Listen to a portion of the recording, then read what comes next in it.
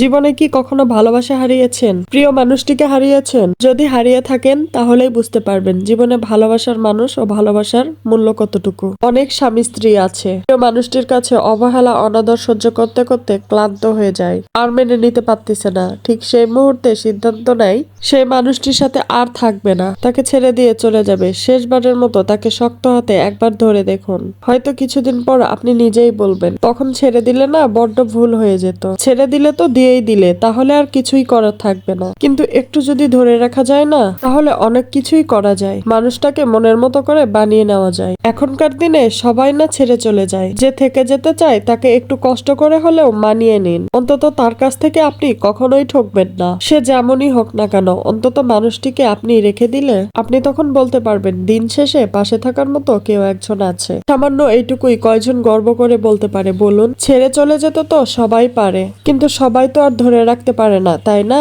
আপনি না হয় ধরে সবাইকে একটু দেখিয়ে দিন সবাই ছেড়ে চলে যায় না। কেউ কেউ মানিয়ে নিয়েও থেকে যেতে পারে। যদি ছেড়ে চলেই যান, তাহলে সবার সাথে আপনার তফাৎটা কোথায় রইল বলুন তো? একটু এদিক ওদিক হলেই যে মানুষটাকে ছেড়ে চলে যেতে হবে এমন তো কথা নেই। তাহলে আপনার জীবনে একের পর এক মানুষ আসতেই থাকবে। তাহলে তো আপনি কাউকে ধরেই রাখতে পারবেন না।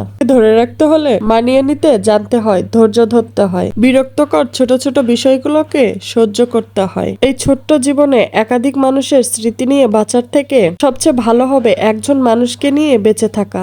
আপনার স্বামী কিংবা স্ত্রী খুবই খারাপ, তার সাথে থাকাই যাচ্ছে না, কিন্তু তাকে একবার ছেড়ে যেয়ে দেখুন। বাবার বাড়িতে আপনি 5 দিনও ভালো থাকবেন না। আর পাড়া প্রতিবেশীর কথা তো বাদই দিলাম, তারা উঠতে বসতে আপনাকে খোঁচা মেরে কথা শোনাবে। আপনার স্বামী কিংবা স্ত্রীকে ছেড়ে আসার জন্য আপনি যতই অজুহাত দেখান না কেন, তার যতই দোষ থাকুক না কেন, সমাজ কখনোই তার দোষ দেখবে না, খুঁজিয়ে আপনার দোষটাই বের করবে। যদি আপনি মেয়ে হয়ে থাকেন আর যদি আপনার কোনো ভাই থেকে থাকে, তাহলে ভুল করেও স্বামীর কাছে ডিভোর্স চাইবেন না। ডিভোর্সি ছেলে কিংবা মেয়ের কখনোই সুখ হয় না। আপনি দ্বিতীয়বার যার কাছেই যান না কেন, ওই কলঙ্কের বোঝা আপনাকে সারা জীবন বয়ে বেড়াতে হবে। হ্যাঁ, মানলাম মানুষটার হাজার দোষ আছে, কিন্তু তাকে একবার মানিয়ে নেওয়ার চেষ্টা করুন। ভালো থাকতে হলে না নির্দিষ্ট একজনকে বেছে নিতে হবে। অনেক স্বামী এবং স্ত্রী আছে যারা নিজের সংসারে সুখ না পেয়ে হাত বাড়ায় অন্য কোনো সুখের আশায়, কিন্তু সেখানে গেলে কি আসলেই সুখী হওয়া যায়? ভালো থাকতে হলে আপনাকে নির্দিষ্ট একজনকে বেছে নিতে হবে। তার মনের মতো করে আপনাকে নিজেকে